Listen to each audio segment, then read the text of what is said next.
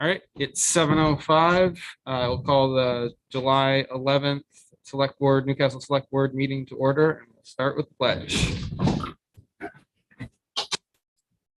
With allegiance to the flag of the United States of America, and to the republic for which it stands, one nation, under God, indivisible, with liberty and justice for all. All right, moving on to amendments to the agenda. We don't have anything, do we, Sarah? No. All right, so then moving on to the minutes from June 27th, 22. Do I have a motion to approve? Moved by Rob. Do I have a second? Seconded by Tor. Any discussion on the minutes? Everyone good? Good. All right, all those in favor of approving the minutes from June 27th? All right, that passes 5-0. Moving on to item number 5, public comments for items not on the agenda. The board requests that public comments are limited to 5 minutes per subject. So do we have any public comments not on the agenda? Sir, step up, state your name.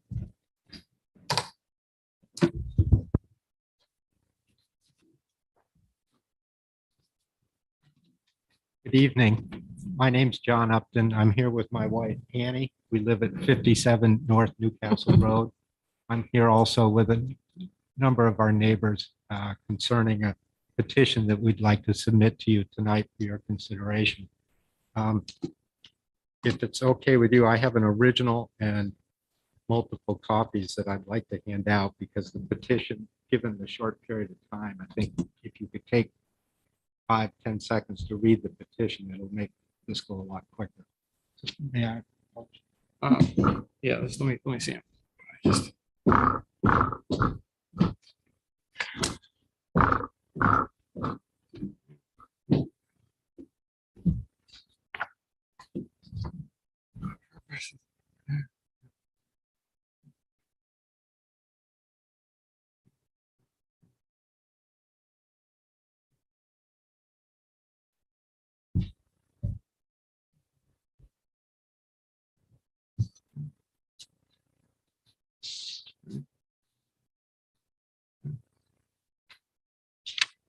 okay, so this is a petition asking the town to request a public hearing with the Department of Transportation. Is that correct? That's a good summary of it, Okay. yes.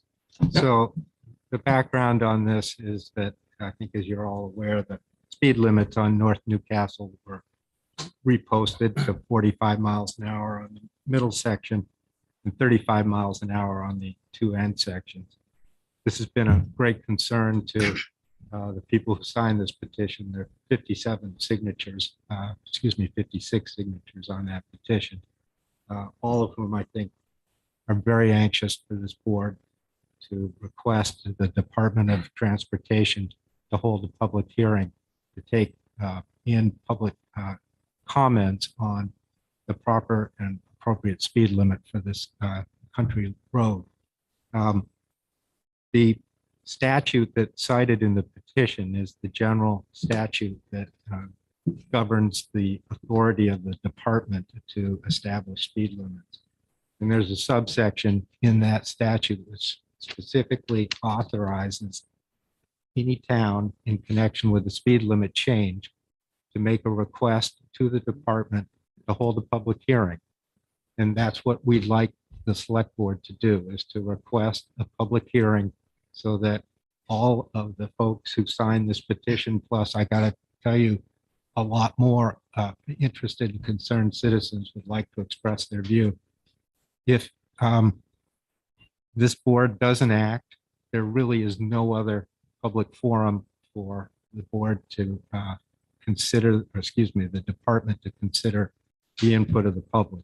This is the process that was set up by the legislature to allow for public comment. And I would say that the overwhelming sentiment of folks that I've talked to is this is urgent. We feel that there is significant risk to the public to allow those speeds to continue in place for even a day longer. So what our request today, given that this is a non-agenda item, is that you put it on the agenda for your next meeting and to vote it favorably so that the board will be requesting the department to hold this public hearing. The department has to hold the hearing if you request it. It doesn't have discretion. If you request it, they will hold it. So this is the reason I'm here tonight. My wife is here. There are others who would like to speak to this. I realize we have a short window. So the only last personal question or request that I would have of each of you before this goes too much further with agenda, getting on the agenda, drive up on Newcastle, North Newcastle Road, and try to maintain the speed limits up there that are now posted. 35 at the beginning, 45 in the middle. Set your speed control on your car and hold on and see if you can maintain 45 and still feel safe. That's it. I have a question on the petition. Who is the sponsor of this petition? It would be all of the folks here tonight. I need a point person. 'Cause You- it brings us to then it- legal. So John John Upton. Upton, yes. Okay.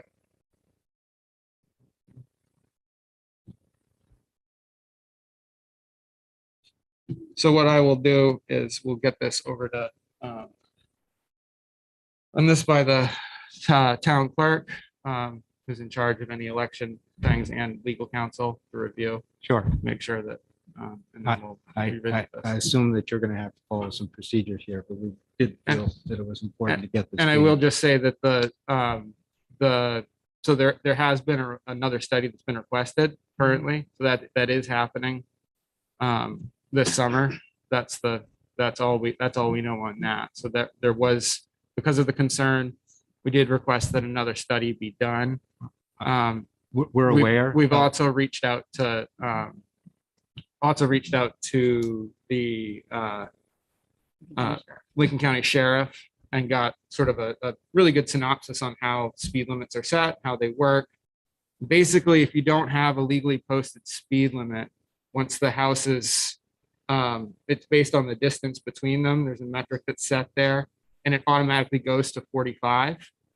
So if we didn't have signs up there, the legal posting of that road would be 45 without the sign saying so. So that's how that works.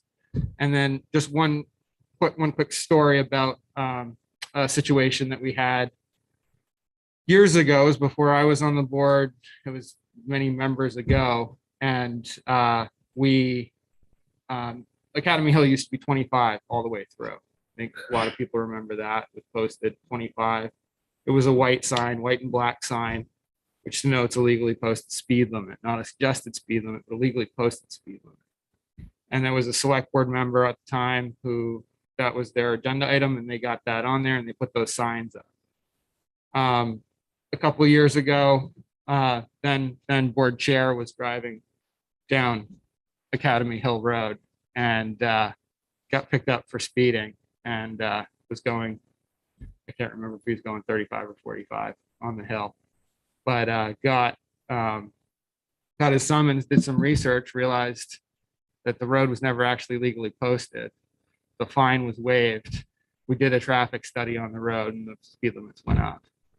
Well, So I'm just saying that while that statute that you spoke of is the only way that the town can have discourse with this. If we, in the course of, like I said, we'll go through the review on all this. We'll talk to legal counsel. We'll figure out what's going on with that. We'll see if we have more of a time frame on the study that's going to happen anyway. They have a certain amount of time to respond. It doesn't clearly say in the statute how long they have to set that meeting. So that's the other thing that we have to I think take it into says 30 consideration. days in the statute. 30 days is the response to it. So after the meeting, they have 30 days to respond to the issues that were brought up at the hearing. I have a lot to say on Yeah. this. So I don't think now is probably the right time for me Yeah. to add my But we are listening. I mean, I just want to say that we are listening, and we have made Appreciate that that. first step to reach out to get DOT to look at it again. So that's right. what we're That's- hoping. And just if it helps at all to understand the procedure that they go through, they have a video on YouTube called Establishing Speed Limits in Maine, 2005. It doesn't give you the answer you want to the question, but it tells you what process they go through and what's involved in it and their whole 85%, you know. I'm quite familiar with that, Yeah. and I'm aware of that process, and it's wholly unsatisfying for Yeah. those who are dealing with a situation that really is frightening to back out of your driveway. It's frightening to run down the road. This is a significant danger to the community right now, and if we don't come forward and tell you these things, No. No, that's good. getting a speed limit radar study from the department when people are using this as a super highway, it just doesn't make good sense, good public policy sense. So, Thank you. so our 5 minutes on this particular agenda item is done. Is there a different agenda item or Oh, well, I got a point. what's that? Speed limit sign changed 25 to 35. It didn't cut the goddamn bushes. You can't see the So- sign anyway. Okay. I just want to offer that within the first Could- half could you- mile. If you're gonna speak, you gotta come up Yes, and use thank the you. microphone, state your name. My name is Annie Upton. Yeah. Within the first half mile from the corner of Old County, North Newcastle and Sheepscot Road. Yep. First half mile, there are, there's a daycare. Uh-huh. Yeah, 35 miles per hour right in front of the daycare. And there's no place for them to turn around and pull forward. They have to back out. And then more than that, there's a big, large bend where people go off the road all the time and sometimes down into what's almost the river. And within that first half mile, there are 15 residences and 3 businesses, which is pretty dense. And then suddenly that's between the intersection I mentioned and the 45-mile-an-hour sign. So Yeah. that is within that statute that you have about your conforming to density and speed. Yeah. So I'd And, like and you to again, take a this look. is nothing that the town has not our set. This is this is what I'm trying, the point I'm trying to get across. Okay, We set speed limits. The only way we can set a speed limit is if it's handed down to us by the state. Yeah. And so all the postings that we put up, like we said, we found postings that were done illegally that were not enforceable. And we did the study that number did change for the people on Academy Hill who liked it 25. It was not, they obviously didn't like it, but there's 3 points that they look at when they look at setting speed limits. And one is safety, one is moving traffic along at a reasonable pace, and then fuel economy of trucks. There's 3 points that they have in there. And that's well, what they base we it do on. invite you all So- to try it. So Try so I going would- at that speed on I that would 20 just- that 20-foot wide road. But I mean, we can agree with you. Yeah. Yeah. But it's the state No that one's saying hands that it it's down, not. I right? just, like I Yeah. said, we can Thank only you. set what we've Yeah. got. So we've asked for that to be done again, and hopefully, they've heard some of this conversation. Everybody and we drives can too fast nowadays. speak to them, but yeah, Yeah. so we are on it. Okay, We've Well, been we working on it appreciate for quite some time now. So okay, thank Yep. you. welcome. All right, any other public comments not on the agenda? Is this a different subject or the same subject? Different subject. All right, if you approach and state your name. Neil, King Highway. And complained about some potholes, and I've complained for 2 years about the brush off the hill by 48 Kings Highway that's out in the road. Down at the end of the road, there's an apple bush that's spread way over the place. You can't see what's coming from the bridge. You pull way out. Needs some pruning. I've talked about potholes and also the cemetery. There's 10 or 15 stones that have been some down for years that need to be stood up. people paid perpetual care before the town took this over, and they should be done. Put up. We're actually on that. We're starting to address that now. And let's see.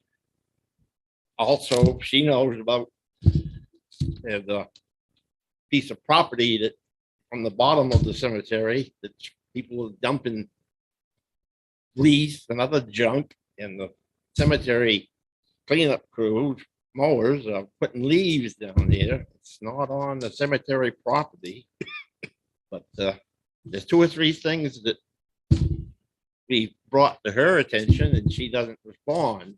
So is she beyond her level of competency, or It's, Mr. O'Neill, I'm going to Yeah. ask you to refrain from Well- speaking poorly about people. This is not the forum for that. things the first manager we had, she rode around with then the road commissioner and said, this culvert needs to be replaced, cut these trees, do this and do that. Go out and look at it, make your own decision up. Don't sit on your little high horse in town. David, we did do a tour of all the cemeteries and. Well, check you out- all ought to go out there and tour the cemetery. Right, There's I some have. bushes that are growing up continuously on stones. They're covering stones. The crew just ignores them. At the end of the year, they cut it down. But hey, someday you're gonna have stones in these cemeteries and be wondering if somebody's gonna keep it clean or not. So you got some problems over there, definitely, that need to be looked at. Okay.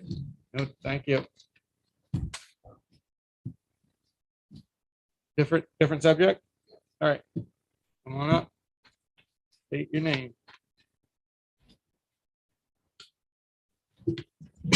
I'm Linda Mercer. I live at 98 West Old County Road and came before you about a year ago when our road was paved and the unofficial speed limit sign was taken down.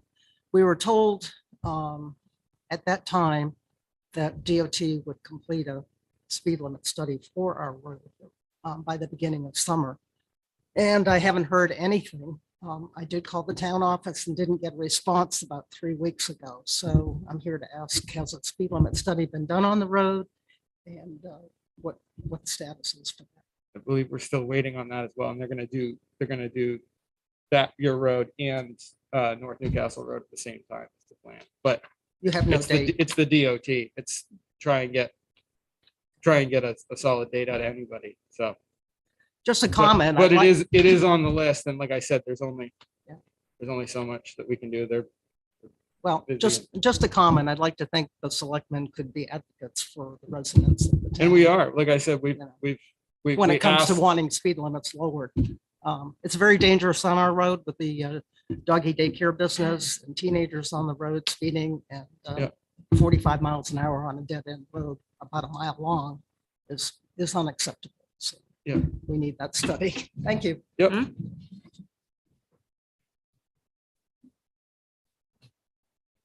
Yeah, you go ahead and come up. I'm actually the chair. Hi, Sandy Paulson from 2 Westall County Road. I'm on the corner of North Newcastle and Westall County Road. On March 22nd, I had emailed you and Karen as well, asking when the streetlights issue was going to be on the select board. The select board meeting prior to November 11th, when the speed limits on North Newcastle Road were approved, I was here at the meeting. And there was a discussion of getting the streetlights issue on the agenda. There was talk of, we have in our possession, according to Sarah, some shields for those streetlights. I'd like to, and I haven't had a response from you, Sarah, since March 22nd. I haven't heard from you, Karen, either. I do request that there's a little more follow through when you say you're going to get something on the agenda or work to get on the agenda, that you do work to get it on the agenda. This issue has been an issue for me and others since the streetlights were installed in March of 2021. There's been, so many people have been trying to communicate issues with the select board and to Sarah. that have received very little response, untimely response. We're getting really frustrated. We need more engagement from you guys. On the topic of the streetlights, this has been causing me personally distress from the light pollution and the fact that I have to keep coming here. Like, I'm a very busy person. I work more than full time. I have a farm. I have responsibilities. It's really frustrating and it's emotionally draining for people to come to do this. And we just ask that there's follow through.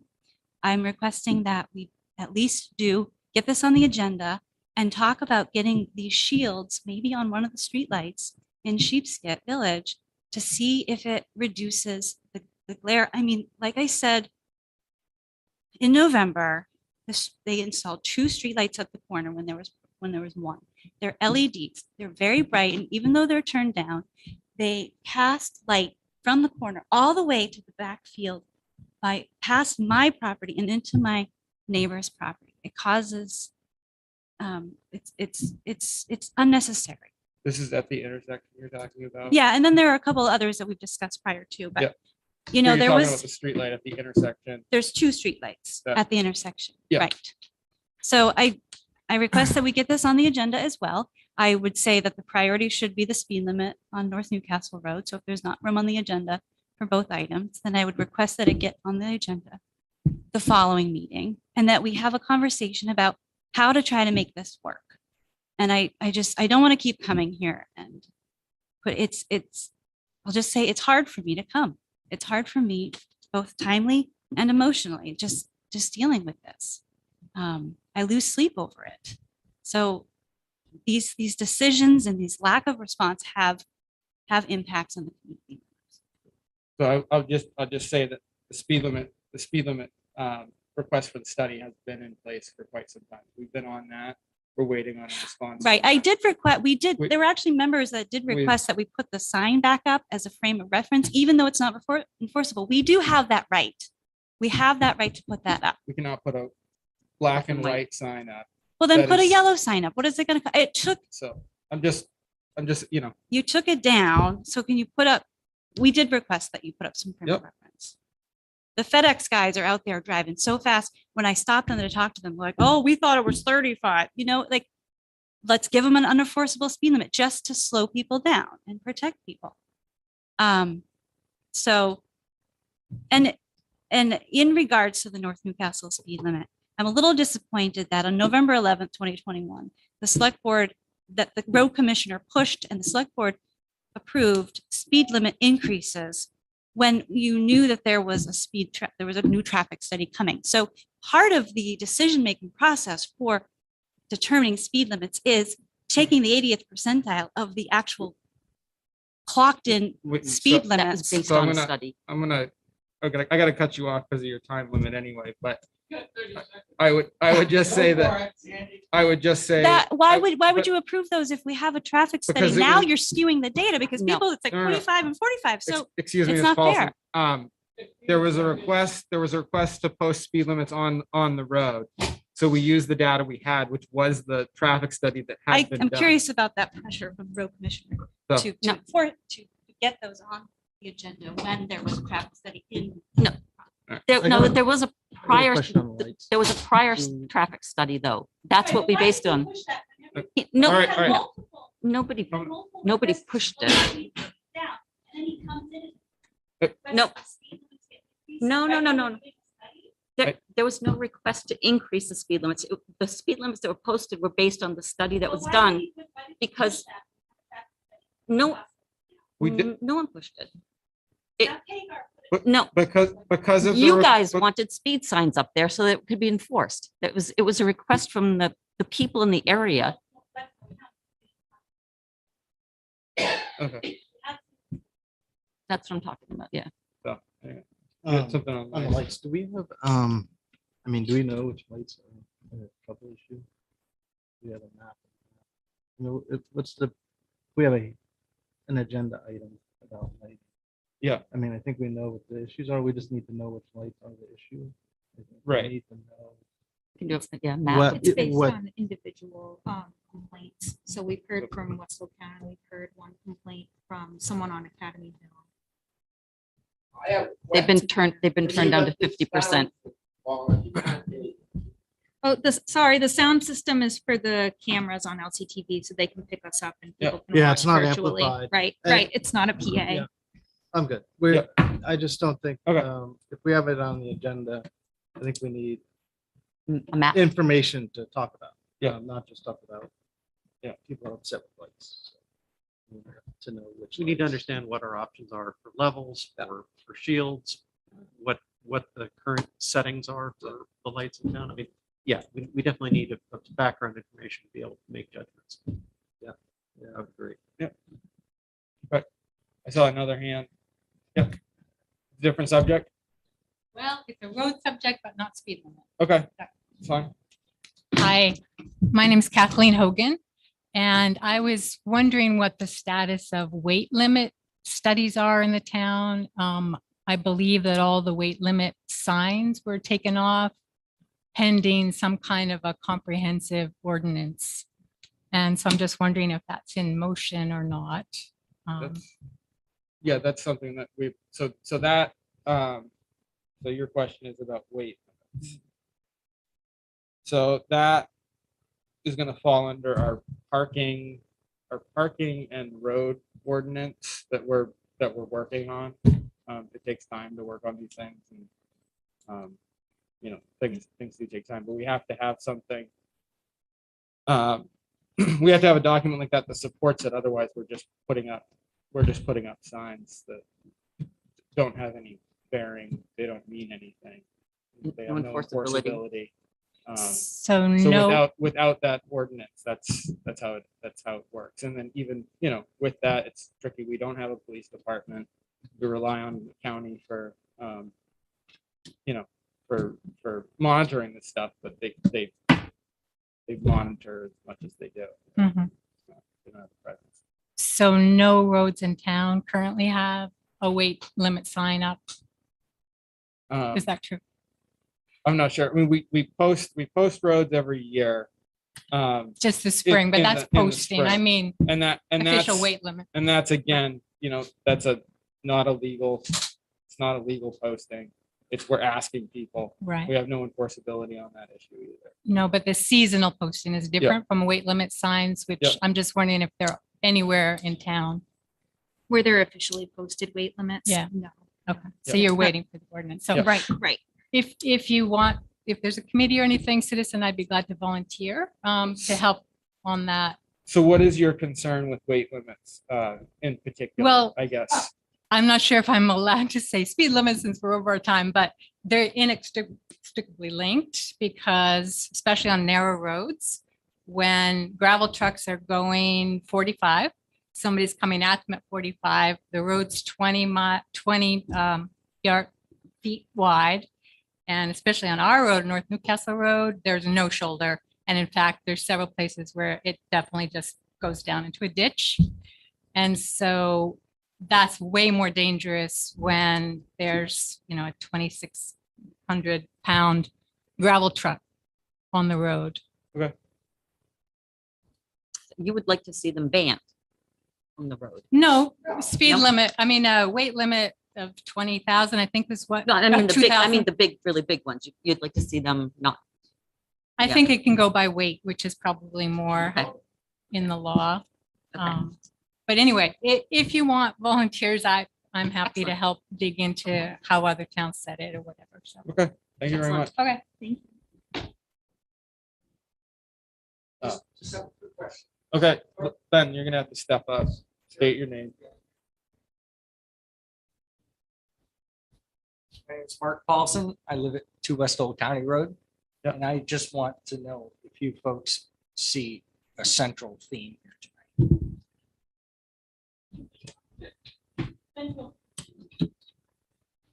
All right. Any other comments not on the agenda? All right, come on, Kevin. This is not about speed limits or weight limits? It is about weight limit. Oh, okay, we've already talked about that subject. Well, I haven't talked. Yeah, I don't think. I know you do. No, what was the reason why the 20-ton load limit signs were lifted off? Bob, My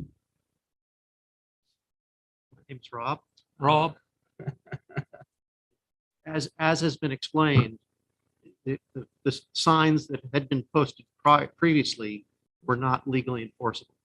Yeah, what I understood, I didn't hear it at the town meeting, but I understood that the Newcastle Road Commissioner said there was, why they lifted it off, because it's 20-ton on one end and 30-ton on the other. Was that correct? They were, whatever was posted Was was that not correct? legally. No. That whatever was posted was not legally enforceable. But was it 30-ton on one end and 20-ton on the other end, the sign? There were. That's our understanding.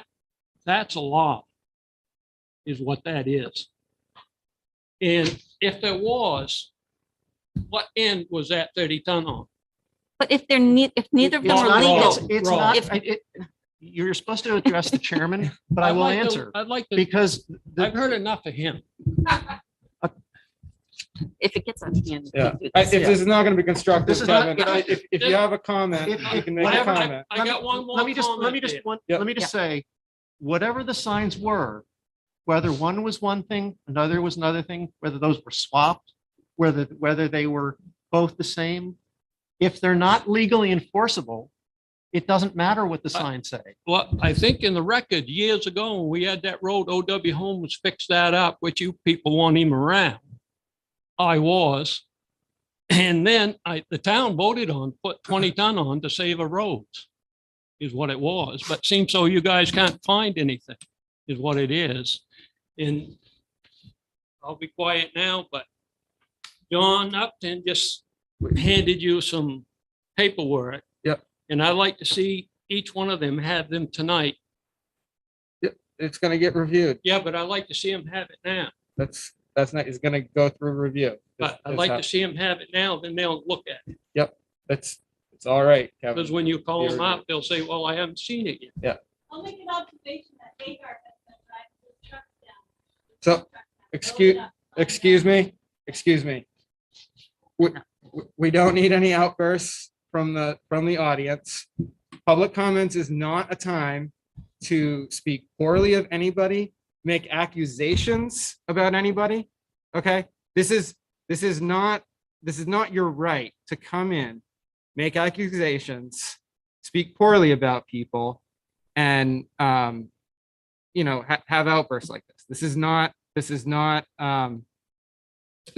what the public comments are for. This is a courtesy that some towns don't take part in. We all believe that listening to the citizens, giving them an opportunity to speak, to bring up their points is a healthy dialogue and something that we need to do. However, if that is abused, certain people will be censured. If they continue to abuse that, they will not be allowed to speak. So I just asking first off, no accusations. That is not okay. Is that clear? Is that clear with everybody? Okay. Sir, ma'am, sorry, you want to approach this is a different subject? Okay. In relation to what you're saying, I'm Bonnie Rademacher-Fliss. I live at 24 Pine Ridge Drive.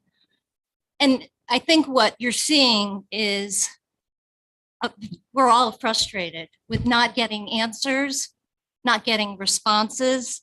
I mean, I came here in regards to the work that was done on West Old County Road, asking, begging for a response, sending emails and not getting responses. What are our rights? I guess, and that's in the letter I wrote a long time ago. Tell us what our rights are. You're saying that we can't be disrespectful, but we're all certainly frustrated. You need to hear that as a committee. We're not feeling heard. We're not feeling, we're taxpayers. Yeah. And So that's my comment with due respect, but it would be nice to get answers when you email people. It would be nice to get answers when you ask questions. I formulated questions way back when. Have a committee, tell us what our rights are. No one has ever responded to that. Agendas aren't posted. We don't even know when you're talking about these things. It has to go through word of mouth of neighbors. That's not fair. You say other towns don't do this. I guess we should feel lucky to be able to, verbalize. But what are our rights? Why don't, it would be great for someone to write that down, put it on the town bulletin. Tell us what we can and can't expect from you. This is very frustrating.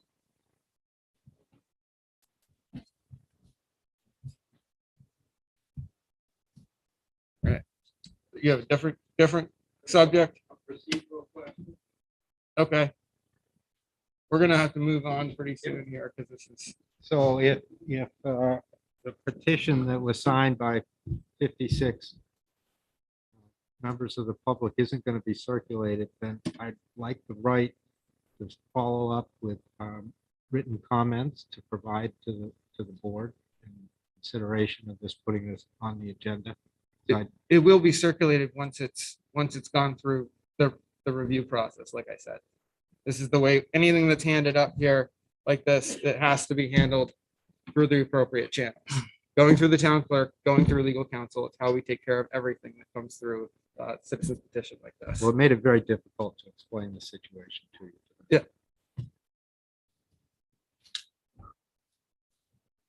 All right. Moving on to 7.1 tax commitment. Come on up, Jim Murphy.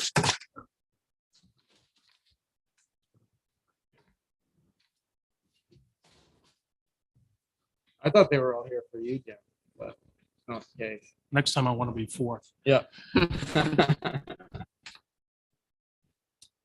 So doing the tax commitment within the month of July, as we usually do. Sometimes we're early in the month, sometimes towards the end, depending on your schedules and my schedule and Sarah's schedule.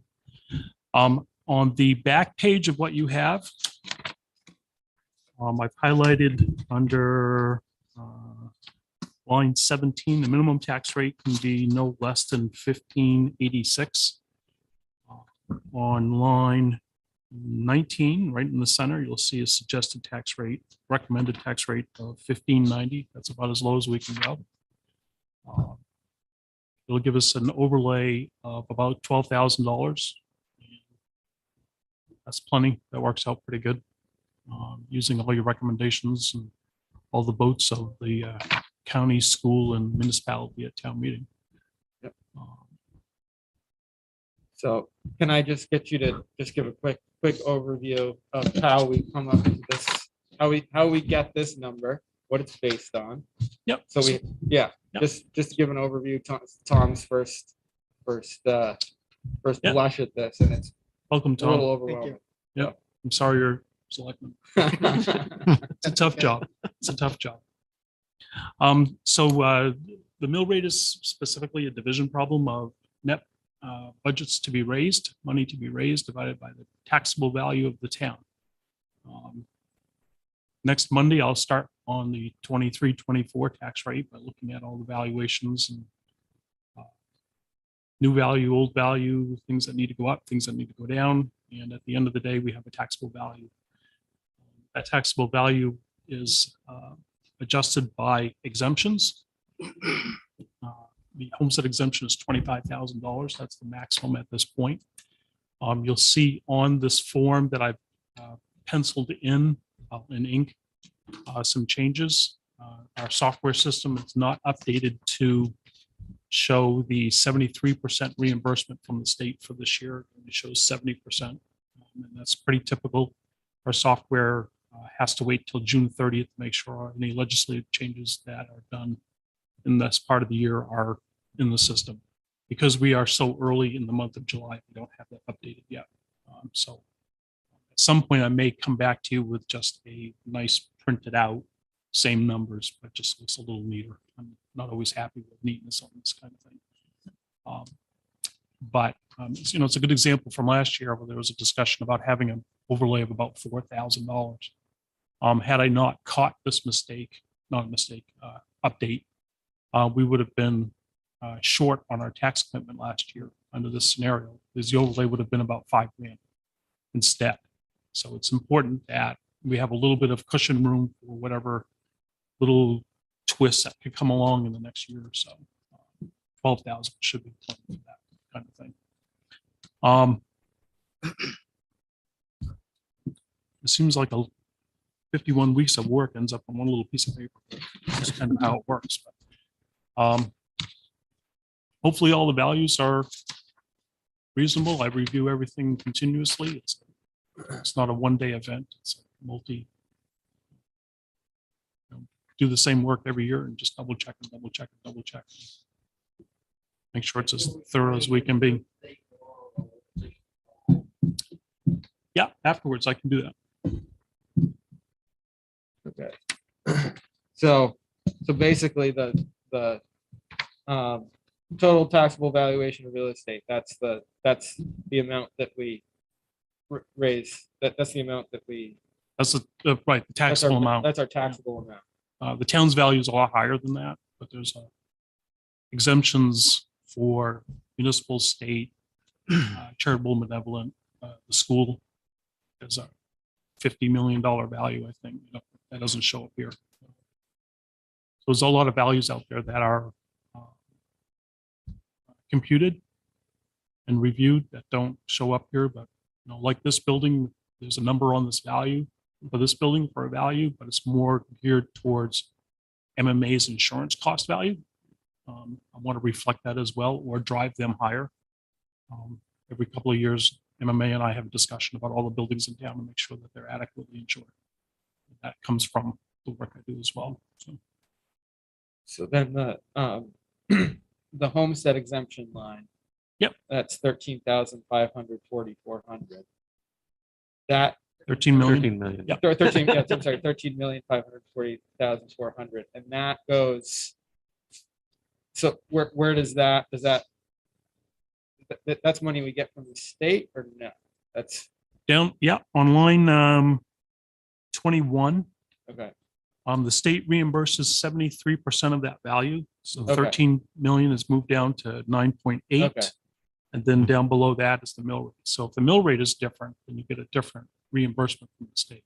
Okay. But all those numbers need to line up. That's what I look for, is make sure that the Yep. right percentages are in there. That's all those figures. That's why at town meeting, we can't tell people what the mill rate is because all these other numbers are what really affect it. Right. And that there's the budget that we have, and then, Yep. but all those other numbers that account, or we have to bring the mill rate up or down a little bit. Yep, exactly. Yeah, there's no way to know the mill rate at town meeting. So this is 60, goes 60 cents difference. 60 cents different. Right? I'm a little cautious about the future. Yep. So Sarah and I have had that discussion. We don't want to spike the taxpayers with a 1.5 increase because of revenue sharing goes down, or the legislature can change that reimbursement. It sounds good on paper that they're moving towards 100% over 10 years, but doesn't mean it's going to happen. One legislature is not beholden to the next legislature. If they want to undo revenue sharing or any of those things, then they can do it. Yep. So, we've got a fund balance that's healthy, but there's also a little bit of cushion in there. Should we want to, we don't know what's going to happen. In 2020, we thought the wheels were going to come off and everybody was going to stay home and not spend a penny. And that wasn't true at all. Yep. Large influx of cash. So that. Yeah. Stealing from the future is not the way to do it, but that's another story. Jim, remind me what's BETE? Business equipment tax exemption.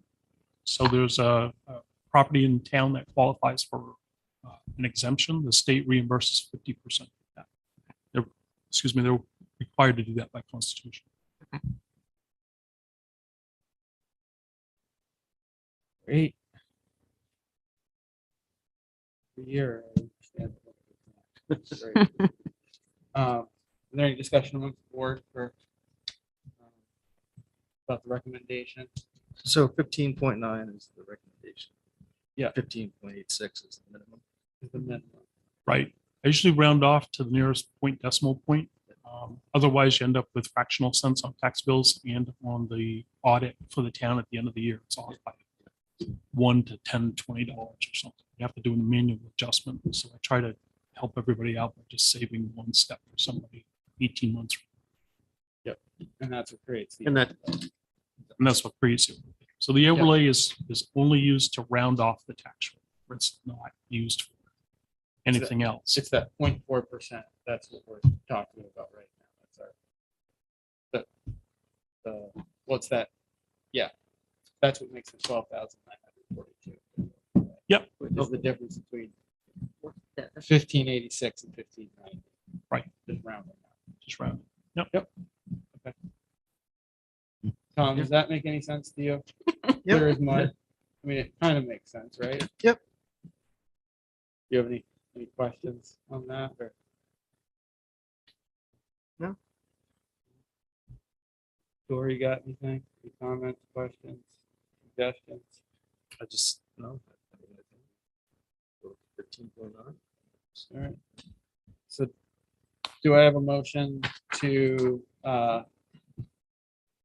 approve the recommendation from our tax assessor to set the rate at 15.9?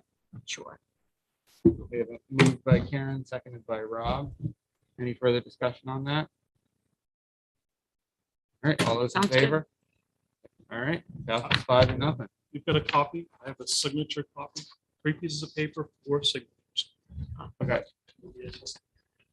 You want it right now? Yep.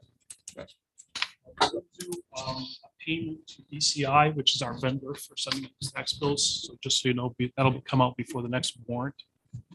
Just due to a timing issue, I couldn't get that number for an estimated postage payment. And when do you need the inserts? We have some ideas for things we want to put in the tax bill this year. Oh, I would say last Friday.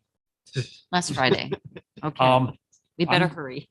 So I will, the vendor wants all that together sooner than later. Right on. Yeah, I'll hold off on getting it into, I mean, the commitment is official tonight, so I'll hold off on getting that information. When do you I'll figure it out. when do you push go? I can push go in 10 minutes. but, Yeah. Sending that information to the vendor is another step. Okay. So if you had something by next Monday, That would be okay. yeah, Maybe. 2 weeks is okay.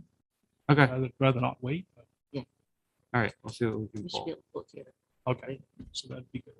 So to answer Mr. O'Neill's question while this is going around, LD 290, which sat on the back burner for previous legislative section, came to the appropriations table and poof, it was law.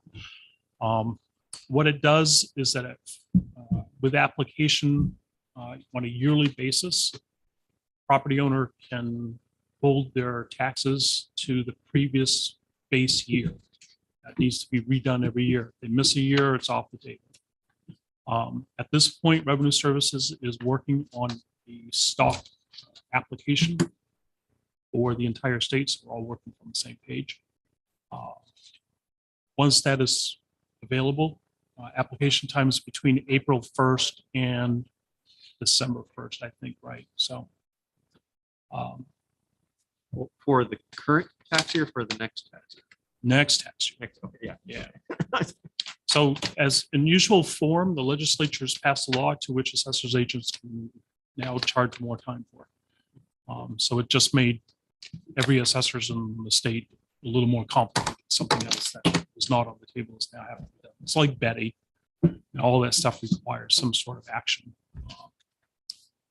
So Was the big question from the town perspective is was there any funding attached to this to reimburse us? there is funding. There Um, is. yeah. How much?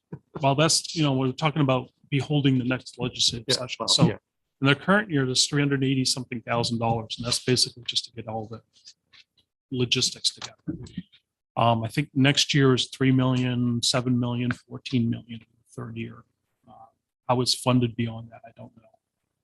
Those are rough numbers off the top of my head. Was that intended as full reimbursement or is it again partial reimbursement? No. So as I understand the statute, and I think I've got a good handle on it, someone's $2,000 tax bill this year will be 2,000 next year. But the math that we just did says it's going to be 2,100. So we will submit to the state for that difference. The state will send us a check For that full amount, for the full differential. for the full differential. Yeah. Right. It's the So- $100 that The, we, the law, the town isn't covering the loss of taxes. The state is covering the loss of taxes. correct.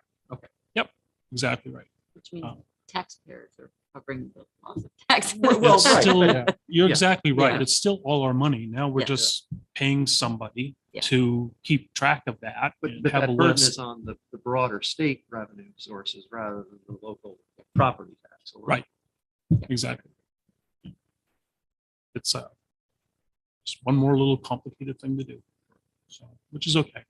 I'm going to put together a spreadsheet based on applications. See if we can't keep track of that internally. Not that I don't trust the state, but they've got a lot to do. I want to look out for us and make sure that our end is covered for reimbursements. Do those applications come to the town and then go to the state, or do they go right to the state? They come to the town Okay, so we will and have all that yep, information. I have to review, make sure that they've had the homestead for 10 years, that they're 65 years of age somehow. Figure that out. No, I'm not out checking IDs, but I guess I'll have to now. And something else. So there's an application, 65 years of age, homestead for 10 years. So someone just moving here doesn't get that if they're 65. If they're moving from another town within the state, I have to go back to that previous town and verify that that was 8 years there and 2 years here. So it's something else to do. We don't know all the little things yet because no one has ever done this before. I suspect there's going to be like the business exemption program, which has been referred to as the worst piece of statute ever written in the state. It's god awful complicated. And I suspect somewhere in this little gyration, there's going to be something else that needs to be tracked on a regular basis. So, it used to be 3 assessors in a pickup truck to do the whole town and do pretty good. It's not even close to being true anymore. It's just too complicated. Too complicated. Where are we on signatures? You're done. All right. You vamped long enough. Thank you, Jim. Thank you very much, Jeff. Just check.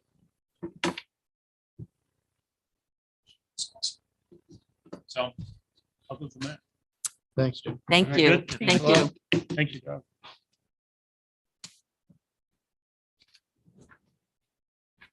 All right, next. Have a good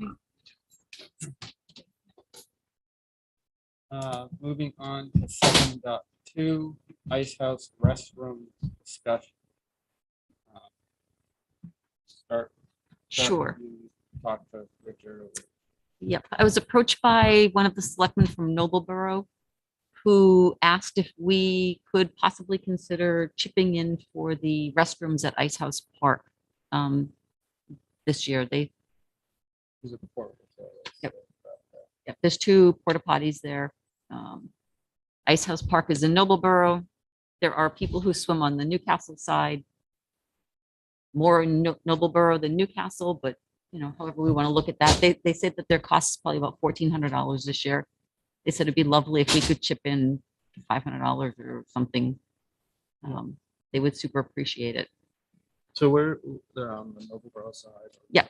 They're by Picnic the, tables, like, yeah, against the rocks and the trees in the back of the park. And they are used a lot. I asked why on earth they would need 2 for such a small park. Seemed like an extravagance. But they said that if they had 1, they were finding it needed to be cleaned twice a week.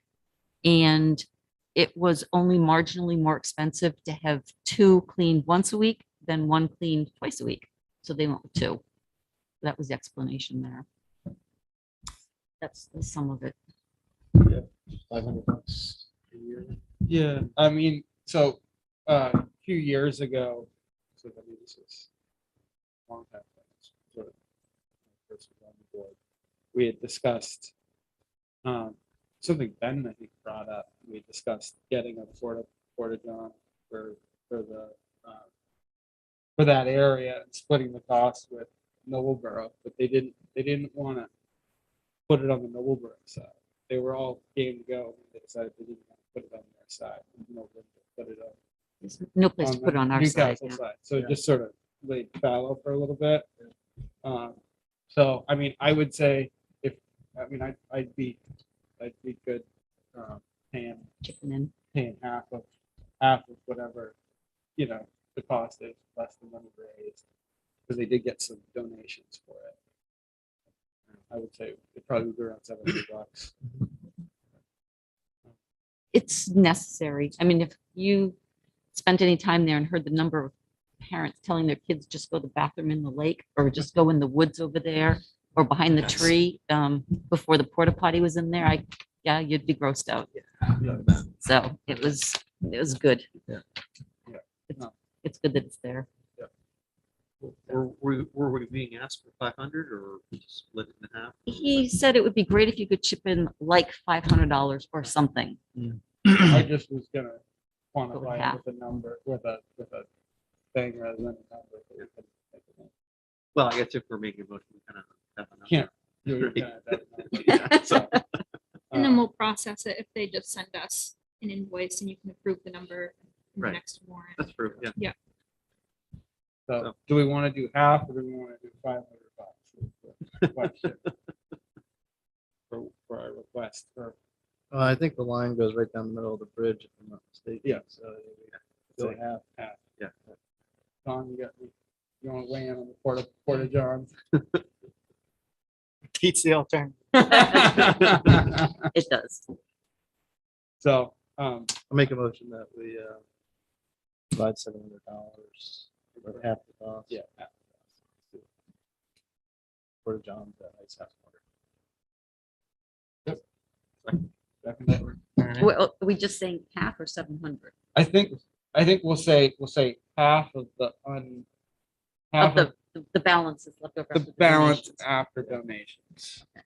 Pay the half after. So I think once I don't know if we need to actually make a formal. We need to make. I don't know if we need to. I think you can approve it in the warrant. We'll just approve it in the warrant. So I would just say if we Okay. reached out to them and said, hey, whatever it costs, we'll pay half. That's the. Thank you for filling us in on it. Well, that's good. I'm glad they're there. So They are. It's necessary. awesome. All right. So we'll wait to hear back from them on that. And then moving on to 7.3 roads update. Seth Hager. How you doing, Seth? Hey, guys. He said. Where are we at? What day of the week is it? Monday. Still Monday. Still Monday? Well, first off, thank you very much for having us in. I know it's been kind of a busy summer. Obviously, we've got some things that were left over, not left over, but our maintenance stuff that's towards the end of last budget that's being completed. With the new budget being approved, we'll be getting into some new stuff coming up with a current capital plan that we have. But just to wrap up where we were, catch basins are clean. Striping is still in the process of being done. It's definitely been delayed this year. He, like everybody else, has been experiencing some pretty good help situations. His entire crew actually left. I try to keep it here because he's one of the last main striping companies, all based right in Maine. So he does a really good job and his rates are pretty reasonable. So I try to give him a little bit of flexibility. Usually he's here before the holiday, but this year definitely. Last year, if you recall, we had a little bit of a delay because everybody was having an issue with materials being that paint was in such high demand and low supply that it was pushing stuff back. But this year it's labor. He's got plenty of materials. It's just the labor to get it done. So you'll see that some of the stuff has been completed, I'd say roughly 65-70%, but there's still a little bit of handwork left to do. A couple of railroad crossings, crosswalks, stuff like that. Main line, Academy Hill has been done, and some of the stuff right in town. As I mentioned, catch basins are all clean. That's been done. Our annual spring grading has been completed. That's been done. We're in the process now of just getting roads trimmed, mowed, Usually that happens anytime between now and end of August, as conditions dictate, he'll get those trimmed back. And then we'll be into starting our capital campaign for stuff coming up for this coming year. Is Barry doing the? Yep. Yeah, great. Yeah, he holds, he usually stays pretty true with marginal increases that are pretty reasonable. Yep. He coordinates it with the other towns in the area, so, it usually flows pretty well together. Yeah. The guy that does the trimming. Yeah, and he's the same guy that does our street sweeping as well, because Okay. he ties that in with MDOT contracts, and we get a little bit of a discount because he comes here and gets water, and, we give him a place to park, and so we kind of, works the town's benefit to get a little bit better rate. And he's usually right on it, quite frankly. He does a pretty good job because when he sweeps for the state, he likes to get the towns done ahead of time so that it works in conjunction. So that usually works out pretty well. The rest of our vendors, tree cutting services and stuff, working with them, we've been back and forth a couple times this week, setting up an appointment. Hank's currently on vacation, and as soon as he gets back, I've got a couple of different areas we're going to go see to get that aspect of the budget going right off. So, things are in full swing. We're definitely seeing some pricing issues going on. There'll be some things for the manager and I to work through as we come through. Even though I'm doing my damnedest to guess where liquid asphalt's going to be, it's right now it's crazy. It's out of this world. Huh. We're up over $800 a liquid ton. I've never seen it. What were we last year? High fours, low five. So Wow. So it's double. Oh, it's insane. Huh. The Can we- beautiful thing Can we about the buy way more that than one the ton beautiful of thing. it, Right. Sorry, what's We that? buy more than 1 ton of it. Oh yeah. And unfortunately, it's just something that none of us can control, right? It's not like we can buy early and sell late, or there's no like yin and yang to it. We're literally getting updates daily. Hey, this is going up. Oh, tomorrow might go down a little bit, but it's all over the place. It's been very, very difficult to manage, not for as the road commissioner here, but all client, statewide. It's been a problem, just logistically, to be honest. But we're not immune. Everybody's seeing the same thing. It's just we're seeing things this year that we haven't seen in contracts, that fuel escalators that typically haven't been there, price material escalators that typically haven't been there, and quite frankly, the labor market is such that it's driving prices a little bit. So, but we're working on it. We're working on it. Doing what I can when I can to try to help save as much as possible, i.e. when the budget's approved, try to buy materials, getting a pre-done estimate to try to get the vendors to lock in, if they will, on a price, and then being able to pull the trigger to buy, culverts, for example, stuff like that. So I'm cautiously optimistic. I'll leave it like that. Do any of the prices get to look like they're getting to the point, like it's like put stuff off? Or is Yes. it's obviously a balance of further deterioration if we don't do it this year, Yes. but we're thinking we're getting there. Yeah, and that's the discussion we'll have with Sarah as we move forward and get actually closer to the date of actual installation, so we can really be true to what the costs are. But if something like that happens, my recommendation to her will be simply to eliminate one thing and use the funds associated with that to make sure that we complete something else 100%. Because I'd prefer to do that than have two things done at 65 or 70 and then be kind of caught in a limbo mode. It's easier planning to be able to say done, complete, move on to this one than it is to kind of carry. So, but I'm trying to be creative. For example, crack fill.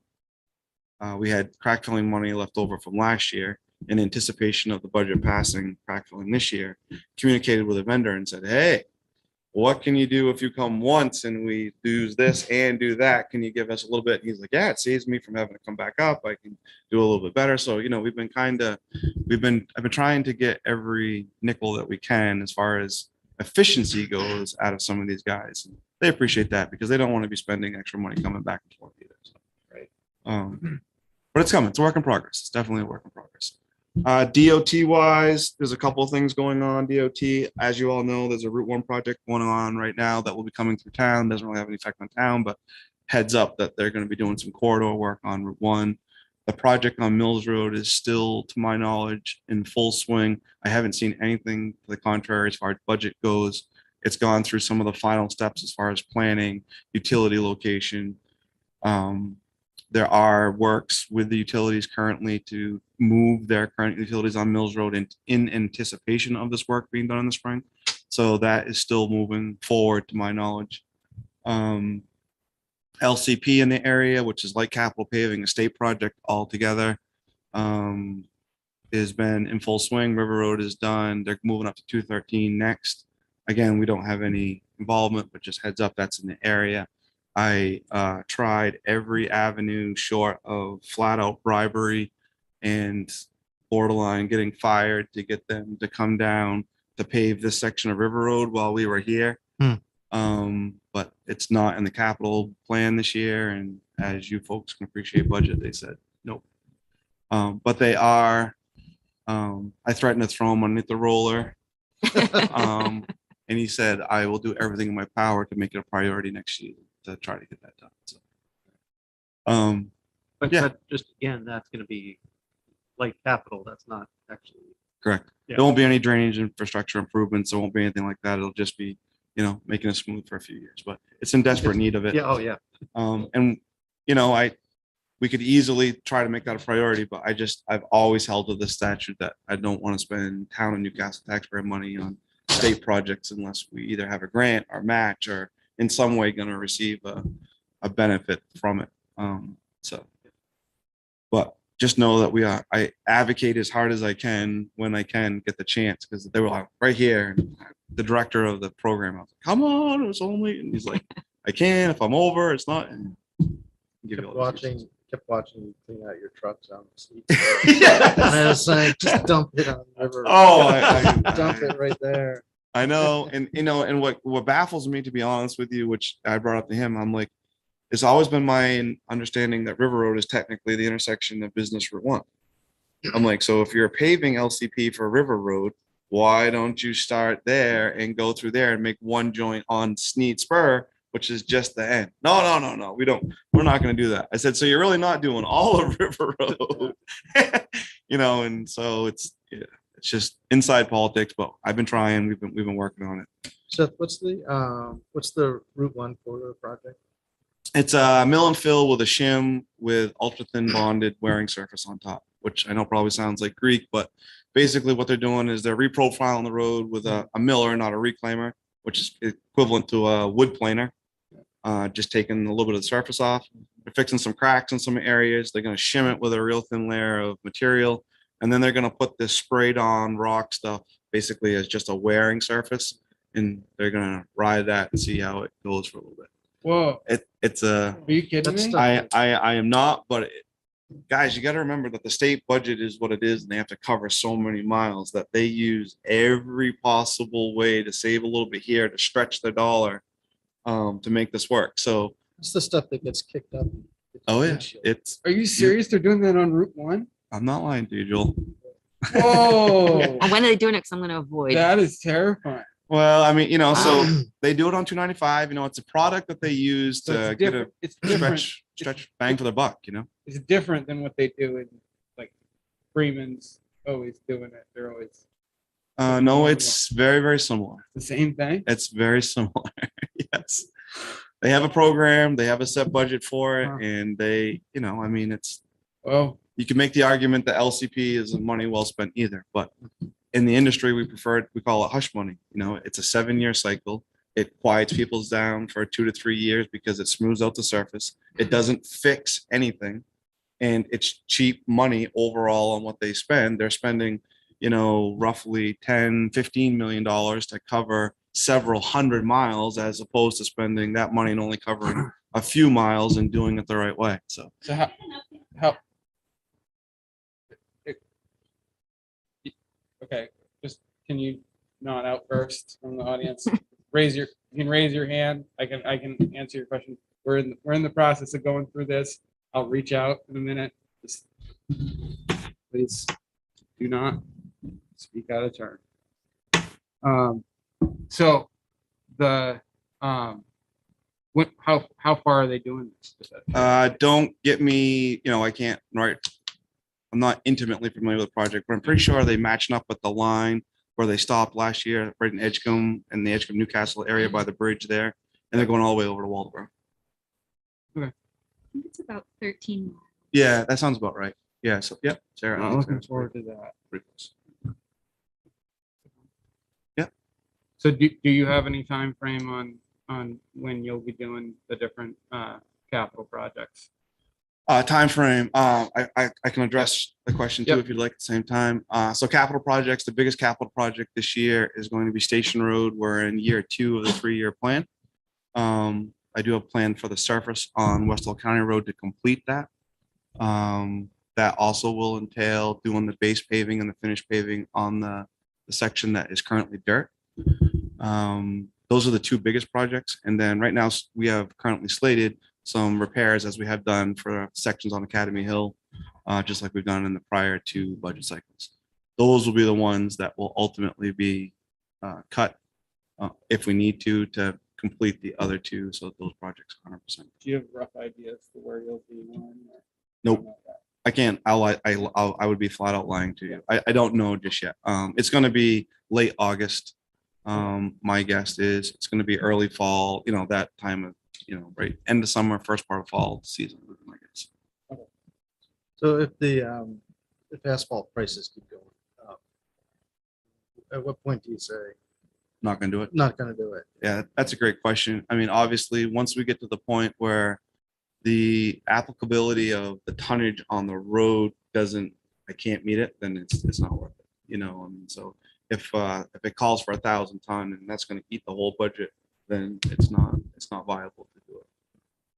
I think, I carried a significant number as far as a little bit of a margin over where I was hoping to be. So I got a little bit of safety net in there.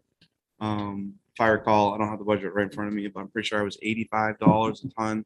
And right now we're bidding towns of 110, 150.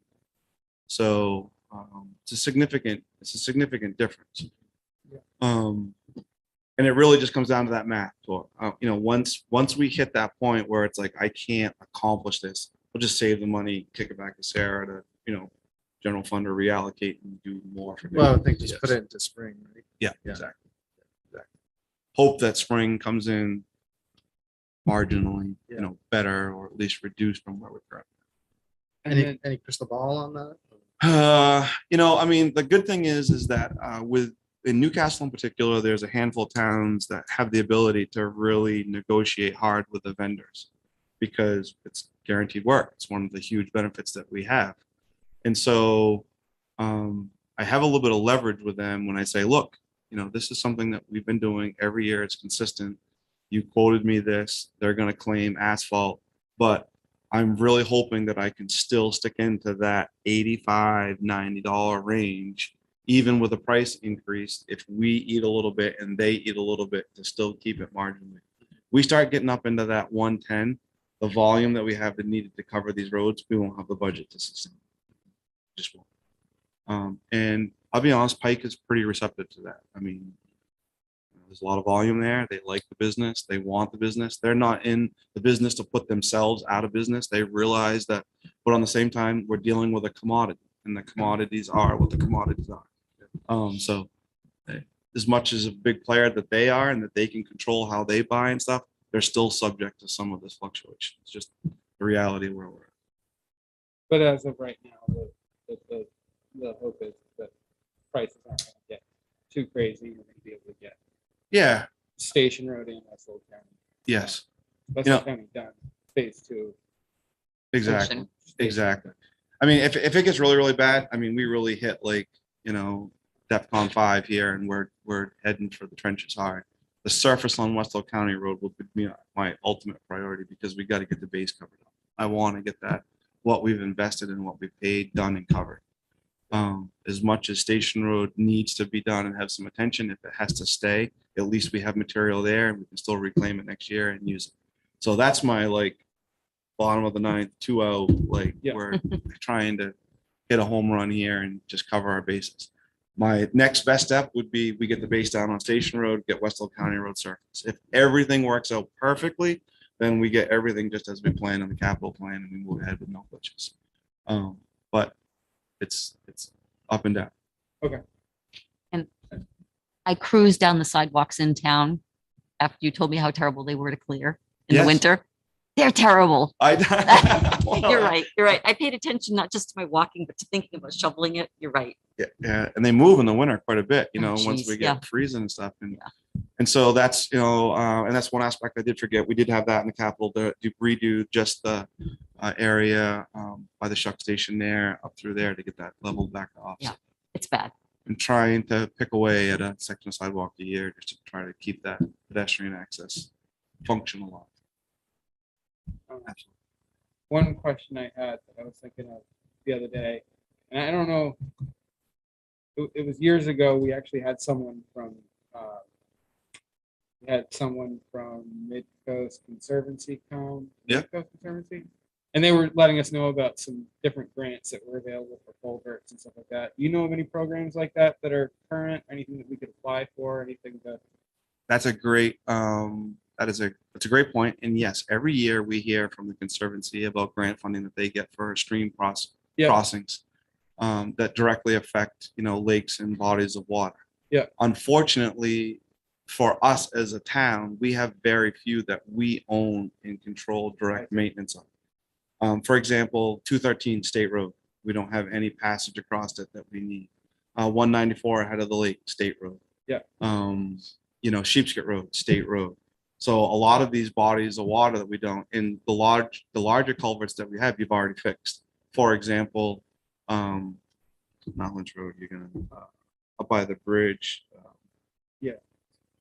By the railroad trestle, just drawing a blank right now. Yeah. But you replaced that culvert already with a cement culvert, upsized it, and I was on the road commission time. I don't know if you took advantage of the grants, but that was when I looked to use the grant money for that we controlled and had, but it already had been upgraded and replaced. Yeah. The Lynch Road repairs took care of the ones into the former lake or, you know, that wet area. So there's very few that we have power over that qualify for what you're looking to do. Some And of those culverts up there were replaced twice. Yes. We replaced them one year and then we replaced them again. Yes, that is true. Sore subject. Yes. Okay, I was just curious because I remember it was a cool thing that they Yep, brought they- up, and I just wanted to make sure that we were still. They give money, and I tried when we were doing West Hamlet Road, for example. I tried my damnedest to try to show them, hey, look, this can drain down through. It's a wet area and goes into the lake. And there's Yeah. certain conditions that mean that you have to meet that have direct impact on the body of water, you know, through other filtration means via wetlands and things like that. Discredit it. You know, they're after big ticket, which I don't blame them, right? They want their money to go where they can prevent erosion, where they can, you know, capture some of the sediment getting into the lake and how they can improve lake qualities and bodies of water quality. So I understand that. I get it. Yes, there are some that come up. We do get notifications about different grants. And if we qualify and we can, then I absolutely would entertain it and do it in a heartbeat. Yeah. Yes. And then we had a question earlier about the speed study on Westall County and Sheepscot Road. Do you have any idea? North Newcastle Road. Do you have any idea when that's Yes. happening? So, you know, just for a second, I by any means, I'm not trying to beat a dead horse or make anybody upset, but I'd like to give the board just a little bit of history on this whole thing. When we started the repairs to Westall County Road last year, it was in July. We finished the job, you know, roughly running around August, in the first part of August-ish, general, you know. And I knew at that time, given some of the concerns that we had been experiencing and requests that we had from the community out through there, that speed limits was going to be a big issue. So I first reached out to David Allen about this issue in, hold on one second, August 17th of 2021, and wanted to know what the process was and how we were to obtain legally enforceable, knowing that the speed issues were going to be something that if we wanted to really let the community have some power to complain about something, we could take the sheriff's office and say, can we request somebody sit here, that we wanted it to be enforceable. And I wasn't familiar with the process. So I reached out to David Allen, who is the Region 2 traffic engineer for the Maine Department of Transportation. And David and I have gone back and forth since then, learning about this process. And I will read you verbatim what his email to me from the Maine Department of Transportation. What's the date? And this was August 17th, 2021. The first step would be for the matter to be discussed in a public forum, typically a select board meeting. If the town so decides, it would then send a written request for a speed zone review to me. I would then conduct an engineering study to determine the appropriate speed limit and make a recommendation to the commissioner of the department. And then it would go to the head of the Maine State Police for their approval. Once all approved, it would come back to the town to post that speed limit. Then he goes on to ask me, what road are you thinking about, just for full disclosure in this email, and what is the driving interest? I responded to him with the two roads, one being Westall County Road and the other one being North Newcastle Road. And I also responded to him with that it was a citizen-based initiative that had concerns about speed. We went back and forth, and the final email that he sent to me, which was on 10/28 of 21, said, these are the limits that should be posted on the road. And you can't see this, but I will show it to you. There's an email, and he has a snapshot of a spreadsheet there, which specifically calls out for the footage on North Newcastle Road. And I'll read, it's even hard for me to read, to be honest with you. It says, starting at the junction, this is in his spreadsheet, the description, starting at the junction of the North Newcastle Road and Old County Road, that's just what they have it listed as, in Newcastle, Highway Node 31190, and extending northerly to a point 0.5 miles north of the junction of North Newcastle Road and Old County Road in Newcastle, Highway Node 31190, opposite CMP pole 57-13, a total distance of 0.5 miles. You slide to the chart over, 35 miles per hour. So that first half mile of the road is to be posted at 35 miles an hour. That's exactly what I did. Starting at a point 0.5 miles north of the junction of North Newcastle Road and Old County Road. And I apologize for redoing this twice, but I want to get this perfectly clear for everybody. In Newcastle, Highway Node 31190, opposite CMP pole 57/13, and extending northerly to a point 2.60 miles north of the junction of North Newcastle Road and Old County Road in Newcastle, Highway Node 31190, opposite of CMP pole, just a big spring, a total distance of 2.1 miles, and then it says 45. So there's your middle section of the road, 45. Starting at a point 2.6 miles north of the junction of North Newcastle Road and Old County Road in Newcastle, opposite CMP pole 2-14/5, and extending northerly to the junction of North Newcastle Road and Route 194 in Newcastle, Highway Node 31227, a total distance of 0.54 miles, 35. So what that's telling us is the first half mile in is 35, the middle part of the road is 45, and the last half mile before you have the intersection of 194 is 35 miles an hour. And the signs are immediately opposite on the opposite, because he just gave us one direction. So it's a direct reflection on the opposite side, which is exactly what is posted out there right now. And he goes on to say that it says North Newcastle Road has 3 speed zones along its length. They are described as follows, which I just read you that description. These are the limits that should be posted on the road. There is no form to request a speed zone review, just a simple letter requesting one. However, I would ask that the select board be made aware that this road does in fact have the 3 speed limits established along its length, and see if they still want a review. Which at that point in time, I left this communication train and it went internal to a staff. And we said, look, these are the speed limits. Would you like me to post them? If so, I will do so. Staff said yes. I believe had conversation with the board. The board said yes, post them. I posted them appropriately. We then had additional requests because some of the folks didn't like these speed limits. And we requested an additional speed review to be done to reinforce these limits as accurate, or to see if any of the road changes necessitated a reduction or quite frankly, an increase in the speed associated with its distance. That is still in process. And I have no control over what the state does with their people. I can complain some more. I can reach out again. I've reached out 2 or 3 times. In West Old County Road, they didn't have this one that was done prior to. So that's a brand new study altogether. But David told me on the phone, this works out good. They're in the same area. While I'm doing one, I can do the other one at the same time. I haven't heard officially from him.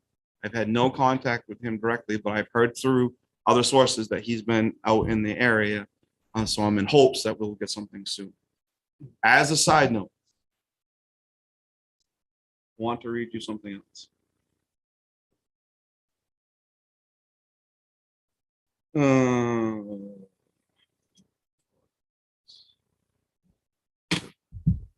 This refers to West Old County Road. I'm just trying to find the email so I can try to read it to you. If not, I can summarize it for you, and I will get you a copy of it.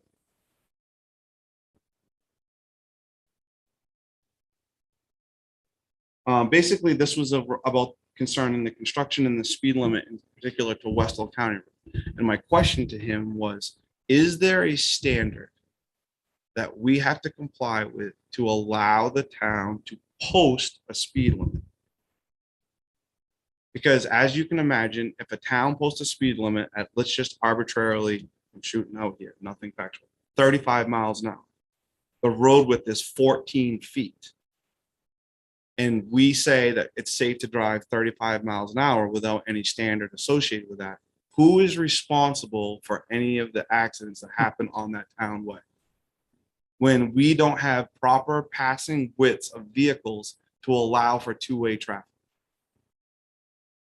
Now, please understand, I'm not saying that we should build every road to 22 feet wide and that they should be thoroughfares with 4-foot paved shoulders. And that's not what I'm saying. We live in Newcastle. We're going to have some roads that aren't wide in the country. I understand that.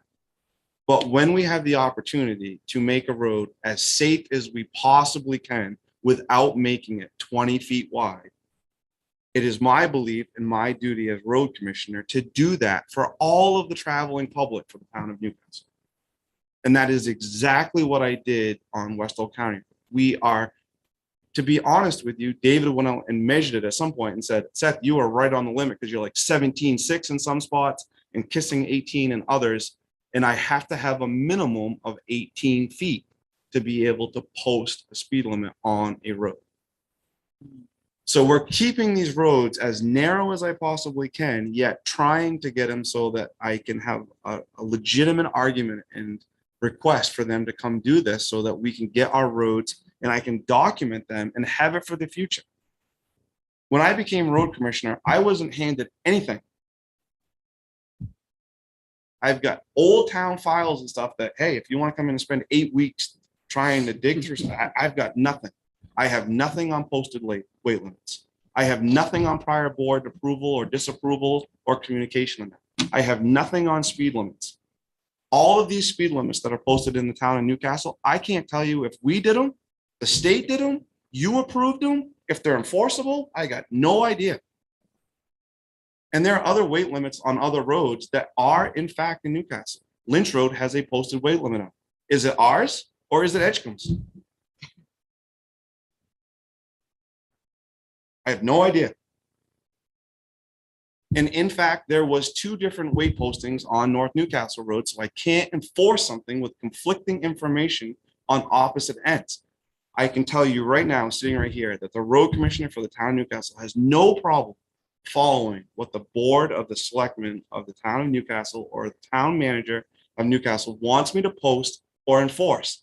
But I have to have a mechanism in place to do so that's consistent and legal, that we can follow, in a policy that's fair for everybody, not individual based, not area based, that I can take to all of the areas and say, this is our policy, this is how we want to do it. I'm not saying we can't have discussions about this, have committees and whatnot, but we need to have something that is on a basis that is very, very transparent and open to everybody.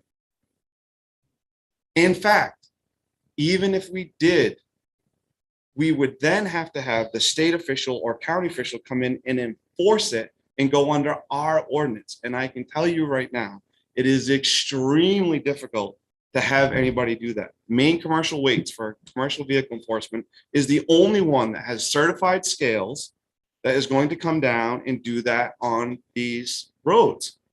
They will do it, but it's not going to be every day, and it's not going to be very consistent. And without an ordinance, I promise you, they are not coming because it's a waste of their time.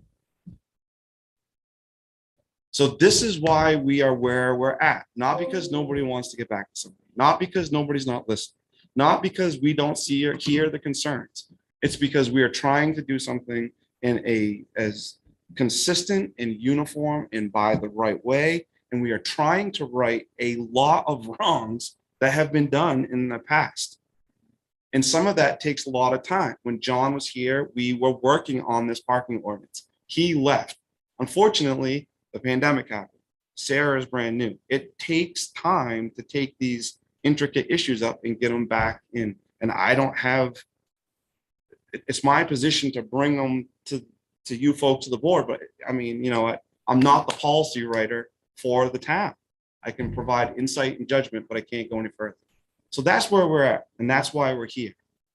And I hope that answers a lot of the questions as to on the town side. You know, if we haven't had an answer or don't get back, it's because we don't have anything else to report, because we've communicated this to people several times. And I don't have anything else to report on that particular issue. And unfortunately, that's not the only ordinance we're trying to get done. Yes. We've got so many others that we've been working on and are working on. Right. So, yeah. It's been a busy year. Yes. We've had. Oh, it's not that, you know, I don't appreciate all that, but folks have to appreciate that, you know, this does take time and it is a process. And we want to get it right. You know, we're not here to do things incorrectly. And then we've got a lot of examples of things that were done wrong and that are kicking us now. And I don't want to be part of that. So there's a letter here or a note from Sheriff Brackett to the town manager. You guys read that? Yeah. Yes. And there was some criteria for a municipality that wants to create their own speed limits, but We don't qualify. we don't qualify. Number one is a population of greater than 2,500 people. Number two, employees of professional licensed Maine qualified roads or townways. What is this? Professional PE. Right. So basically, those two. Right. Yeah. Yeah. Which is what David Allen is. That's why he's the traffic Right. engineer for the state. That's how he Right. sets it. Right. So, And- so we wanted to, we could hire our own and do it Mhm. ourselves. Well, it but- says as But of, we're not 2,500. Oh, It's the first qualifier. and then he also says that as of 2022, there's not a single qualifying municipality that has chosen this option. If the town creates or changes the speed limit or simply erects speed limit signs without going through proper processes, there's no legal authority to the change and it's unenforceable. That's directly from Todd Brackett, Sheriff Todd Brackett. And by the MUTCD and the Federal Highway Administration, you can't put an enforceable sign up on any roadway that's less than 18 feet. Because you have to have proper clearance. I mean, think about a school bus coming this way and a delivery truck or a snowplow coming this way. It just doesn't make sense. We've On got an- 16 feet, your driveway is typically 10 or 11, your residential driveway, We've got a number of roads that are in that situation. almost all of them. Mr. Upton, I asked Sarah to reach out to the sheriff before this meeting, so I'd have this information so that I could have it to talk about the legality of it as well. So that's just, we're trying, you know, I'm just saying, we're trying to, you know, we're trying. Yeah. Anyway, so thank you for that. Very, very briefly, does anyone have, I mean, that answered a lot of the questions that I think were brought up. We answered the timeline question with what I said don't know. before, we don't know. Things are in process. Yep, Mr. You want to, yep, you know, like. And again, we'll keep these brief. So I would think communication with John Duke a year before Seth Hager indicated when he read that email. He was copied on all that. There was a pending request that we understood had been made at that time to the department. So as a result, really? What's going on? But he's part of this still. He's part of He's our it. road commissioner. We'd like him to have him part of the discussion. So there was a pending request and it had been going on for some period of time. There'd been communications back and forth. Mr. Hager was copied on all of it. We were repeatedly told we'd be involved in the communication process. Next thing, really, the citizens in North Newcastle knew there was a change in sign. Those signs have been in place. I think folks would testify at a hearing under oath that those signs have been in place for decades, literally decades. The sign, so when you then invite people to increase their speed from, We're not But doing I'm- this but though. I'm just asking. Yeah. I don't understand where you're coming from because when you change the signage, Because you guys requested that they be enforceable and those weren't enforceable because that wasn't as a result I of a didn't state. request that they. be People enforceable. did. people did. People did. Well, Yep. folks, Because they found out that they weren't enforceable because they weren't done by the state. They weren't, that was just somebody made up a sign to go up there. So I guess it's just a different philosophy. If I'm driving down a road and it's 25 miles an hour and I see that sign, I might think, oh, there is a built-up community here. I better slow down. If it's 35 or conversely 45, I better step on it. And now we asked, we've got a pending study that's being conducted in the face of these increased signages. It really taints what I think you'll see as a result of a traffic study when you put new signs up instead of 35, 45. But that's based on, we can only put up the signs that are based on. You went for 3-4 decades with this. What prompted this happening? You guys did. Because we you, had requests. yeah, When you because say you, you guys, no, please. the people in that community wanted and somebody found out that the signs were not enforceable because we didn't post them. I mean, the state didn't post them. So that's why we had to have a traffic study done or get approved speed limits from the state. Well, I We hope, we didn't decide as a group that we want to increase Well, speed limits. so this goes to really the essence of why we need to have public hearings so that folks can express these points of view to the department. Yep. I think we can all Yep. agree that the departments of currently and because of the population limits is the deciding factor. Yeah. And if you don't honor this request, then there really is going to be no effective way for us to communicate these concerns. We don't have any Yeah, so, intention to yeah, not honor it. What Yeah. makes you But- think we're not gonna? Right. That's what I don't understand. We're not. Honor the request to request it. Honor Sure. our request Yeah. that you communicate to the department that the town wishes to hold a public hearing. Correct, yeah. But can we at least wait until after the traffic study's done? Because they're not gonna probably want to do anything until they have the I'm results of sure that. they don't want to do anything. I'm sure they don't want to have a hearing. Well, that's not their David choice. Allen will answer the phone call, but he will not he won't come to visit. He won't reflect any of the sentiments of the population, people who communicated with him. It's just, all right, I hear you, but it's not my process. You've seen that video that you described. Mhm. It doesn't involve public input. It doesn't involve safety concerns. That's called the state government. Well, we'd like to see that at least have an orderly process to present those views. But I mean, I'm just So saying that That's video. what we're doing. We're trying. Understood, but in the meantime, there's a study going on right now with what to me is going to be a difficult analysis for the state to undertake a traffic study using So- radars when you've invited people to go from.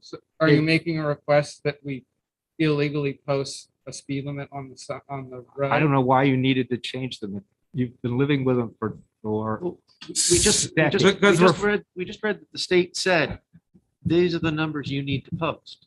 If the state is directing. These are, excuse me, but these are studies that were done.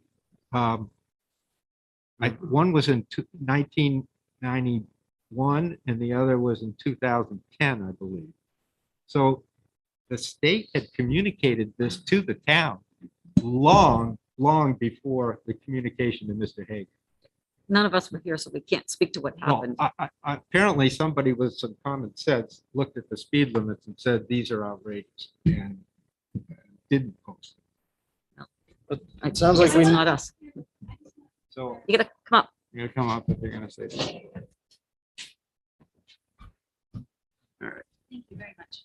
I wanted to clarify that I was at the meeting before the November 11th, 2021 meeting where the select board approved the increased speed limits based on the older study.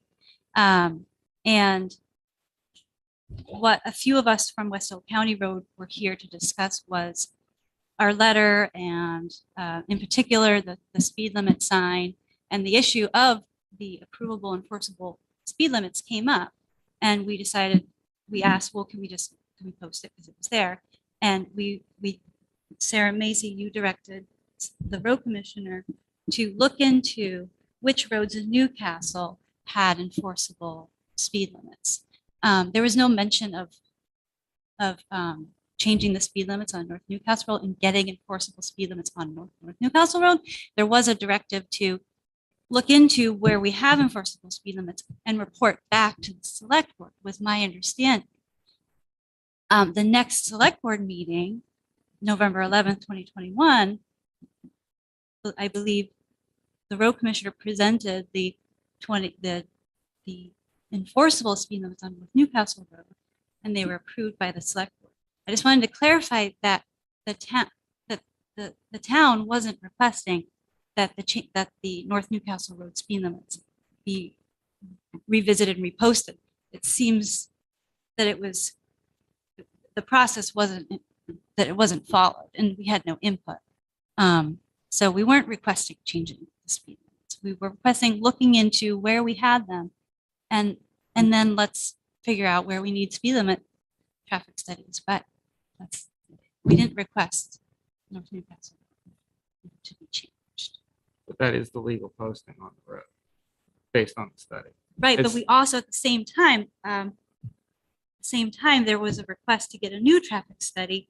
So within a course of 2 weeks, we went from let's look into this issue to we've got new speed limits. So that just didn't sit well with the community. Now it's skewing the traffic studies. Yeah. All right. Seth, just a reminder, it's not. Oh. Yeah, well. Remind, I got something else. Okay. Just reminded me of that. All right, well, at one point, I think a ways back, we talked about having like a cheat sheet about having Yes. sort of a summary of Yes. where we are. Yes. Just a reminder. Yeah, please, absolutely. when you get a chance. You're absolutely spot on. One other quick update, engineering has been out to look at the bridge on South Dianeck. Right. As part of the plan for some of that technical assistance money that we use. That was one of the things I wanted to get accomplished out of last year's budget for the study, so that then we can start to begin a capital budget for the replacement and repair of the bridge. So they have been out and that report is forthcoming. And as soon as I get it, I will forward it over to you. While they were here, that firm specializes in some pretty difficult intersections and they took a look and they're gonna come up with just some, run some numbers and stuff like that and kind of take a look to try to prepare to give us a little bit of a platform to base some discussions to get our committee or whatever off the ground as you had wanted to do with that discussion about the intersection. Cool. So that's coming. Great. All right. So as soon as I get that, I'll pass it along to Sarah for her distribution. So That's the in town. Yep. In town one. The intersection is there, the bridge, separate issue, the bridge Yeah. is over there, but I just was on the state DOT website today quite a bit. And happened to see that there were 23 accidents reported between 2016 and now, between the Congo Church and Pump Street, right in that. Hard part 23 is of them. that when you do the math, over 23 divided by how many cars, Right. it's like, Right, they're not gonna say it's. they won't do it. Right. Pump Street is actually higher. That intersection of Main and Pump Street they only had reported like 4 accidents there. But when you divide the math Oh, by but the the number of trips, it trips. equals a greater Okay, yep. greater degree, and it ranks higher than that above intersection because of the number of trips skews the math Yep. with the number of accidents. And that's why it's not high on, that's the dilemma and the problem that we're having is that if we had 1,500 accidents in that same time period for the math, then that intersection would be way up. But with only 20, and I don't know, I mean, take a guess how many cars pass through there. And I mean, it's thousands, right? Just today I was standing at the think town it's- office and it must have been 3 cars blaring their horns going through there because somebody was plowing through a stop sign or stopping in the middle of the road. It was 10,000 cars a day. Yeah. So right. Wow, it's more than that now. I bet. So unfortunately, that's the problem. We have ranking that intersection high enough. And it's why the DOT, being the statistical stickler that they are for numbers, doesn't want any part of it because it's just not a problem. I mean, we see it as a problem. We know it's a problem. It's something that we want to address. We understand that. But in their world, that's not a problem yet. The 3 things that I found in the statute for authority to regulate speed that the state puts out is to restrict the maximum rate of speed on a public way where a speed limit will minimize danger of accident, promote free flow of traffic, conserve motor fuel, or respond to changes in federal laws. And I think it's a 3-tiered thing. And obviously when we live in an area, we think mostly about the safety. That is the thing. It's what everyone thinks about. It's the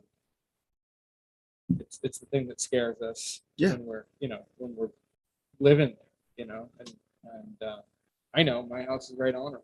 People fly by my house all the time. But it's not, I mean, my cat was killed by a dump truck because of a construction project that was on the road. It's not great. There's blind hills. There's all sorts of things on that road. It's a narrow road. That was done in one pass. Right. When it was paved. My road's probably, it's a lane more than a road.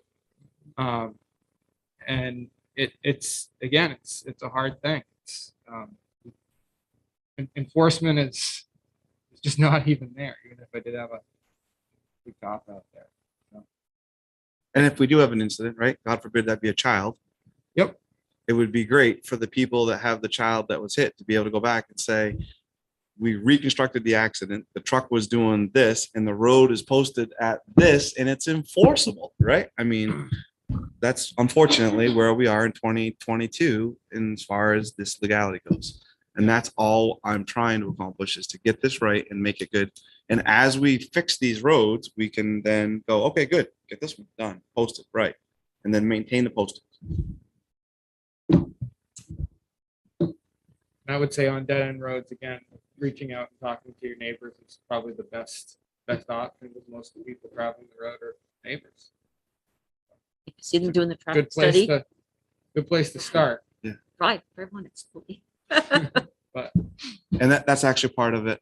David goes on in the email, which I can send you as well, that he says is after he does the average radar speed of seeing what the cars are traveling, they drive it to see what that average speed feels like. Does it feel unsafe?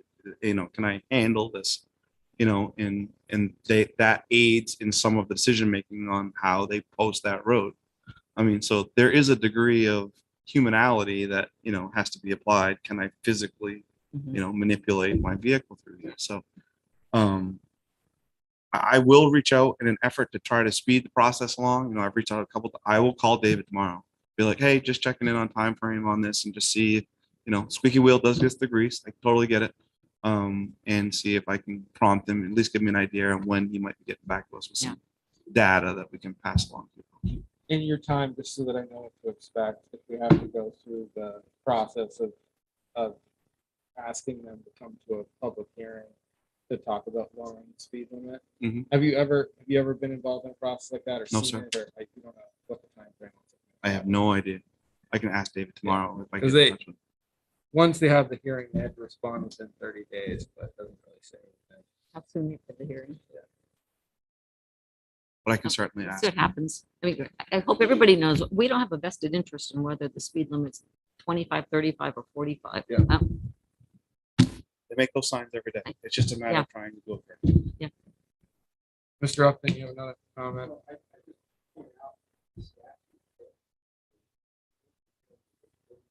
No, it does. Yeah. Oh, good. Yeah, great. Okay, good. What happens if they don't? I mean, I guess that's my point. Hopefully they Um, will. But yes, we can see. I've dealt with things with the DOT before, other issues, and it is not the easiest thing to do, but do our best. Any other questions? Yeah. Thanks. Thanks. Thanks, guys. Thanks. Have a great night. You too. All right. Moving on, we have a town warrant for 43,369.81 and $49,249.38. We have a motion to move both of those. Yep. Moved by Karen, seconded by Rob. Any discussion on those warrants? So I have a question on this. There's a tax refund. That's not an abatement. What is it a Correct. mistake or- No, that was due to someone paying their taxes, then selling their house. And during the closing process, taxes were then paid again. So that's a refund because they paid their taxes. Someone caught it. Right. We couldn't get away with that one. I like this little warrant recap. Is that new for us? I mean, are we gonna see that? Shelley said it was TMI, but I thought it was TMI. okay. Yeah, I mean. I said, kinda- Shelley, is this? Well, I don't something want that you you're to in do extra process? work But- if it just hits a button and it generates. You know. Yeah. Okay. Wait, you liked it? I did. Same stuff that's on the page before. Yeah. I thought it maybe was something Then I don't that have to was look at with the the page year before. end. How can you not say that the page before is just superfluous after we have the recap? No, I'm just- This one just seemed like there were so many pages to it. I don't know what happened? Yeah. I thought that they were extra pages that were consistent with the year end process. And because this was the last warrant of the fiscal year, it had those extra pages. I've never actually seen those before. So I included them in the warrant packet and then asked Shelley about it when she came back from vacation today. And she said, oh no, sorry. TMI. TMI. Okay. Great. Those are the cases. Awesome. Good. She said it was, I asked her today too. She said it was great. Good. All right. Any other comments, questions, concerns? All those in favor? All right, passes 5-0. Do I have a motion to adjourn? I Moved by motion- Karen, seconded by Rob. We're doing a lot of. All it. those in You and me. favor? All right, Rob, are you the tour? You want to? Are you in favor of adjourning? You want to keep going? All Sorry. right, passes 5-0. We are done. That's true.